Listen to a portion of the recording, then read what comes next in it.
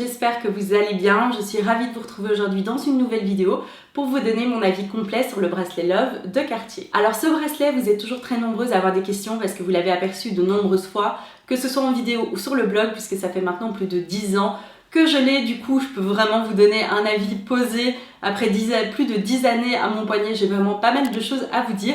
Je vous propose qu'on commence tout de suite. Et si vous êtes nouveau par ici, bienvenue sur ma chaîne. J'adore vous partager des bons plans shopping, des conseils mode et aussi mon avis négatif ou positif sur les articles de luxe de mon dressing pour vous aider à faire les meilleurs achats possibles. Alors la collection Love et tout spécialement le bracelet Love, c'est vraiment devenu une des collections mythiques de chez Cartier. Et contrairement à ce qu'on pourrait penser, ce n'est pas un design qui date d'hier, puisque le bracelet Love a été imaginé en 1969. Il a été imaginé par Aldo Cipulo, qui à l'époque travaillait pour Tiffany & Co. Il a vraiment voulu créer ce bracelet avec cette idée de locked in love, d'avoir cette espèce de menotte au poignet qu'on pouvait accrocher au poignet de la personne qu'on aime, le fermer avec le petit tournevis et la vis, et garder le tournevis pour vraiment emprisonner son amour. C'était vraiment toute la symbolique derrière ce design. Et comme je vous le disais, à l'époque, il travaillait pour la maison Tiffany & Co, à qui il a proposé le design et Tiffany & Co a refusé. C'est ce qui a poussé Monsieur Cipulo à poser sa démission et à lui proposer son design chez Cartier. Et the rest is history, puisque maintenant ce bracelet Love fait partie des collections les plus mythiques de chez Cartier. Dès le lancement de ce bracelet Love, ils ont été très malins sur le marketing, puisqu'ils ont envoyé des paires de bracelets aux couples les plus en vue du moment, comme Elizabeth Taylor et Richard Burton, ou le duc et la duchesse de Windsor. Et c'est vrai que depuis ce bracelet Love et les célébrités, c'est un petit peu une histoire d'amour. On en voit énormément qui l'ont à leur poignet et on en voit énormément qui les portent également en accumulation avec différents métaux, avec des pierres précieuses, avec différentes largeurs. Bref, c'est vraiment devenu un de ces bijoux mythiques qu'on voit toutes les célébrités porter. Alors comme je vous le disais, moi ce bracelet, c'est un cadeau que j'ai reçu pour mes 21 ans de la part de ma maman. C'est vraiment un très très beau cadeau et un bijou que je vais garder toute ma vie et chérir toute ma vie. À l'époque, j'en avais vraiment eu envie parce que je portais 99% de bijoux fantaisie. C'est vrai qu'à part un ou deux colliers ou bracelets Tiffany & Co en argent, tout le reste de mes bijoux, c'était vraiment des bijoux purement fantaisie. Je changeais tous les jours en fonction de mon humeur, de ma tenue, etc. Et en fait, à 21 ans, j'ai vraiment eu envie d'avoir un beau bracelet luxueux que j'allais pouvoir garder en permanence, qui allait être très intemporel et me suivre toute ma vie. Et c'est comme ça que je me suis retrouvée avec ce bracelet Love au poignet et ça fait maintenant plus de 11 ans que je l'ai. C'est très très très rare que je l'enlève et c'est vraiment une pièce que j'adore et que je me vois porter toute ma vie. Alors le mien c'est celui-ci et je sais que vous êtes très nombreuses à me poser des questions sur un petit détail que vous voyez parfois, c'est qu'en fait moi j'ai pris la version ouverte. C'est très très rare de voir cette version ouverte, peu de gens savent qu'elle existe. En fait vous avez donc différents métaux, vous avez de l'or rose, de l'or jaune, de l'or blanc. Vous avez maintenant deux largeurs puisqu'ils ont sorti une largeur un peu plus fine il y a maintenant quelques années. Mais ce que beaucoup de gens ignorent, c'est que vous avez la version fermée que tout le monde connaît avec le petit tournevis et la vis. Mais vous avez aussi la version ouverte et c'est celle que moi j'ai choisie. Donc j'ai la version ouverte en or rose et en taille 17. Alors pourquoi j'ai choisi cette version ouverte? C'est probablement la question qu'on me pose le plus souvent quand on voit que j'ai cette version. C'est pour plusieurs raisons. Tout d'abord, quand j'ai essayé le bracelet, j'ai essayé la version fermée et j'ai essayé cette version-ci et je trouvais que cette version-ci était un petit peu plus ovale et était beaucoup plus jolie sur le poignet, contrairement à l'autre qui était un petit peu plus ronde et qui épousait moins la forme du poignet. Donc c'est vraiment ça qui m'a attirée. L'autre chose qui m'a vraiment attirée, c'est que celui-ci on peut l'enlever sans pour autant qu'il soit facile à enlever. J'entends par là que si je veux l'enlever, j'y arrive facilement, mais c'est pas un bracelet qui va tomber quand vous marchez dans la rue ou quand vous essayez un vêtement dans une cabine d'essayage. Il reste vraiment très très sécure au poignet, donc c'est vraiment une très très bonne alternative.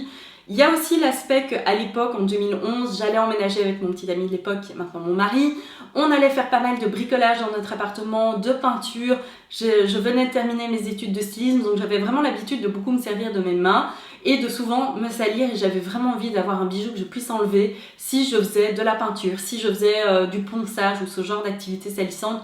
Je voulais vraiment un bijou que je pouvais enlever pour le protéger des crasses et aussi des griffes et des coups qu'il aurait pu prendre. Et enfin, il y a aussi ce qu'un des vendeurs m'a dit chez Cartier qui m'a définitivement persuadée de prendre la version ouverte.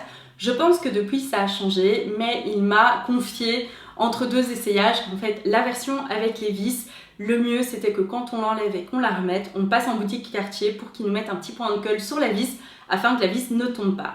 Alors inutile de vous dire que quand j'ai entendu ça et que je me suis dit ok mais si je dois enlever le bracelet et le remettre moi-même, déjà c'est compliqué quand on est seul, mais en plus si à chaque fois je dois prendre le temps d'aller en boutique pour qu'on me mette un petit point de colle etc, C'est beaucoup trop high maintenance pour moi, ça ne va pas du tout avec ce que j'ai envie de faire de ce bracelet. Et j'avais vraiment envie de pouvoir l'enlever, notamment pour des examens médicaux. Vous avez toute une série d'examens médicaux où vous ne pouvez pas avoir de bracelet ou de bijoux. Si vous vous faites opérer, si vous passez un IRM, on vous demande d'enlever tous vos bijoux. Donc je voulais vraiment avoir cette possibilité de l'enlever relativement facilement sans devoir le remettre avec la vis, passer en boutique, etc.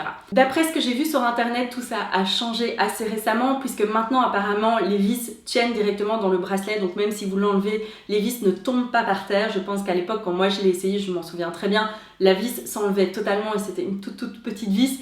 Donc moi ça m'a vraiment paru très compliqué, donc j'ai pris cette version ouverte. Et petit bonus, elle est quand même beaucoup moins chère que la version fermée. Alors passons maintenant au point positif de ce bracelet, puisqu'après 11 ans d'utilisation, j'ai beaucoup de choses à vous dire. Tout d'abord, ce que j'adore dans ce bracelet, c'est qu'il est vraiment très discret. Évidemment, si vous savez que c'est un bracelet Love de chez Cartier, vous le reconnaîtrez immédiatement, mais il n'y a pas de logo apparent, il n'y a pas de marque, il n'est pas super bling bling, avec des diamants dans tous les sens. Je trouve que c'est vraiment une pièce qui reste très discrète, qui est reconnaissable par ceux qui connaissent le modèle, mais sinon c'est vraiment très discret, très fin et très passe-partout. Ensuite, donc moi je vous le disais, je l'ai pris en or rose parce que c'est ce qui est le plus doux sur ma peau. Comme je suis très pâle, l'or jaune apparaît vraiment très jaune et l'or blanc c'est pas vraiment mon truc. Et en fait je suis super contente parce que ce bracelet s'assortit avec absolument tout. Si je porte des bijoux, par exemple ma bague de fiançailles et mon alliance sont en platine, ça va très bien ensemble. Si je porte des boucles d'oreilles argentées, si je porte une veste avec des boutons argentés, etc., ça ne choque jamais. En tout cas, moi, ça me paraît vraiment très neutre en fait au poignet. Et c'est surtout un bracelet qui s'assortit avec toutes mes tenues, dans le sens où si je mets une robe de soirée, si je porte une robe de cocktail, si je vais à un mariage, c'est pas un bracelet que j'enlève parce qu'il reste féminin, il reste discret, il s'assortit vraiment avec tout. Contrairement à certains autres bracelets de luxe que j'aime beaucoup, notamment le Alhambra de chez Van Cleef & Arpels, je trouve que celui-là s'assortit un petit peu moins à toutes vos tenues alors que celui-ci va vraiment avec absolument tout. Un autre aspect qui m'a beaucoup plu à 21 ans, c'est que voilà, vous sortez de l'adolescence, vous terminez vos études et en fait j'avais envie de me construire un dressing de luxe avec des belles pièces, des intemporelles, des indémodables, des pièces que j'allais continuer à aimer et à porter 5, 10, 15 ans, 20 ans plus tard. Et ce bracelet correspond toujours tout à fait à ça, puisque ça fait maintenant 11 ans que je l'ai.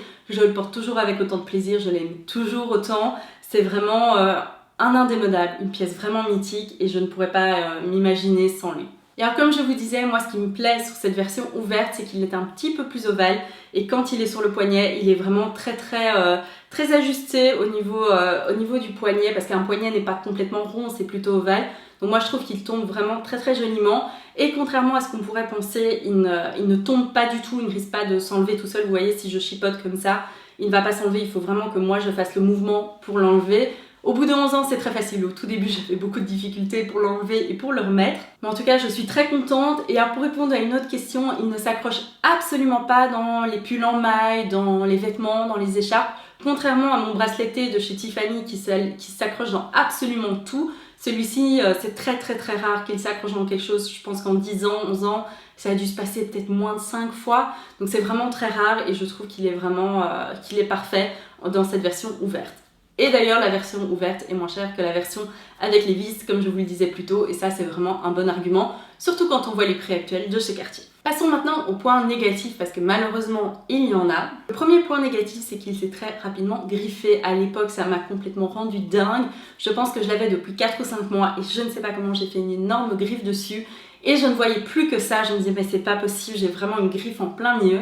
Et en fait, au fur et à mesure des années, et c'est normal, vous allez faire des griffes, vous allez faire des coups parce que voilà, c'est à votre poignet en permanence. Vous pouvez pas tout le temps faire attention à tous les mouvements que vous faites et ça fait aussi partie de la vie d'un bijou, de la vie d'un article de luxe. Mais c'est vrai qu'au début, moi je sais que c'est le cas sur beaucoup de choses, que ce soit une nouvelle paire de chaussures, un nouveau sac, un nouveau bijou. J'y fais très attention et puis arrive le premier défaut, la première griffe, etc. On ne voit plus que ça. Mais en vrai, à la longue, là maintenant, il est complètement patiné. C'est vrai qu'il y a des griffes dans tous les sens, mais quand je le regarde, je ne vois pas les griffes, je vois le bracelet en lui-même. En 11 ans, je n'ai jamais été chez Cartier. Apparemment, on peut aller le faire polir, donc je pense que je vais faire ça prochainement parce qu'il est temps. Je pense qu'au bout de 11 ans, on peut s'offrir ça.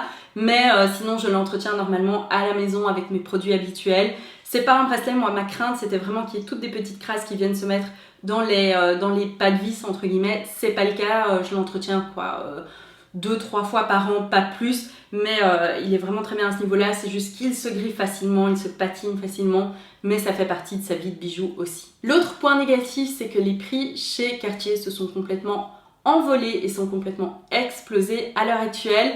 Je trouve que c'est pas toujours justifié. C'est vrai que moi, il y a d'autres collections chez Cartier que j'aime beaucoup, notamment tout ce qui est Juste un clou et la nouvelle collection qui s'appelle Clash.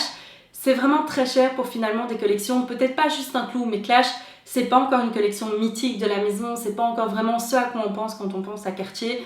Donc c'est vrai que je trouve les prix très très chers pour ce que c'est. Dans la collection Love, les prix se sont vraiment envolés. Je ne sais plus exactement combien on a payé pour celui-ci à l'époque. C'était cher, mais c'était pas explosif comme ça l'est à l'heure actuelle. Après, à vous de voir si c'est un bon investissement ou pas. Moi, au bout de 11 ans, j'en suis toujours contente, ravie. Je suis vraiment très très contente de l'avoir à mon poignet. Vous pouvez bien évidemment trouver des versions pre-loved sur des sites spécialisés, dans des boutiques spécialisées. Maintenant, c'est un petit peu plus compliqué que certains sacs, etc. parce que vous avez différentes tailles, vous avez aussi différents métaux, vous en avez avec des pierres précieuses, enfin, vous avez vraiment plein de versions. Donc, c'est assez difficile de trouver exactement ce qu'on cherche sur le marché de la seconde main. Mais en tout cas, moi, je trouve que les prix chez Cartier à l'heure actuelle sont quand même très très cher. Et enfin, pour terminer, pour un peu rebondir sur ça, j'ai été très déçue de la qualité du service de chez Cartier. Donc moi, à l'époque, quand on l'a acheté, je vivais à Paris, mais comme ma maman vivait à Bruxelles, on a décidé d'aller l'acheter dans la boutique de Bruxelles. Donc on s'y est rendu toutes les deux. J'étais vraiment investie dans le processus du début à la fin. C'était pas du tout une surprise. Je voulais vraiment pouvoir les essayer, comparer, voir ce que je voulais, parce qu'au début, je ne savais pas du tout. Je m'orientais vers la version fermée en or jaune, donc finalement, c'est pas du tout ça que j'ai pris. Mais c'est vrai qu'on a été dans la boutique, c'est là que le vendeur m'a fait la petite confession sur la vis à l'époque. On a essayé beaucoup de bracelets, puis finalement on est tombé sur celui-ci qui n'était pas en stock. Donc on a placé une commande et ma maman a payé un acompte qui était quand même assez conséquent. Je pense que c'était un tiers ou la moitié du prix du bracelet et puis il devait arriver sous 4 à 6 semaines. Quelques semaines plus tard, on s'est retrouvés à Paris toutes les deux, on déjeunait le midi pas loin de la place Vendôme et en fait la boutique Cartier de Bruxelles nous a appelés pour nous dire qu'en fait le prix de l'or avait augmenté, du coup le prix du bracelet allait augmenter et il fallait passer en boutique, payer un supplément, etc. Nous, ça nous a complètement mis cloués sur place à ce moment-là parce que autant je peux comprendre dans certains prix, dans tout ce qui est le bâtiment, etc. Mais en tout cas pour moi, quand vous commandez quelque chose à une date, que vous vous engagez, que vous payez un acompte, pour moi, il n'est pas question d'appeler 2 jours plus tard pour dire « Ah, mais vous savez quoi, en fait, les prix ont augmenté, donc on va augmenter, il faut passer payer dans quelques jours parce que sinon, ça ne va pas aller. » En plus de ça, le bracelet avait pris du retard, etc. Donc à ce moment-là, on a failli annuler la commande et aller place Vendôme voir s'il n'y en avait pas un disponible chez Cartier. Finalement, on a bataillé avec Cartier et on a payé le prix qui était prévu de base sur lequel on avait payé un acompte. Mais ça nous a laissé à toutes les deux un goût assez amer en bouche. C'est vrai que depuis, on n'est plus jamais retourné chez Cartier parce que cette expérience nous a vraiment refroidi. On a trouvé que le service n'était pas du tout à la hauteur et de nous prévenir comme ça qu'en fait on allait changer le prix, on n'a vraiment pas trouvé ça correct et ça nous a clairement refroidi sur la marque. Voilà, on arrive à la fin de cette vidéo. J'espère que ça vous aura aidé, que ça aura répondu à beaucoup de vos questions. Si vous en avez d'autres, n'hésitez pas à me les laisser dans les commentaires ici en dessous. J'essaie toujours de vous répondre le plus rapidement possible. Si cette vidéo vous a plu, je vous laisse ma playlist luxe juste ici où je vous parle de toutes les pièces de luxe dans mon dressing, des bonnes expériences mais aussi des mauvaises. En tout cas, j'espère vraiment que cette vidéo vous aura plu. Pensez à vous abonner si ce n'est pas encore fait. Quant à moi, je vous retrouve dans la prochaine vidéo. Bye bye!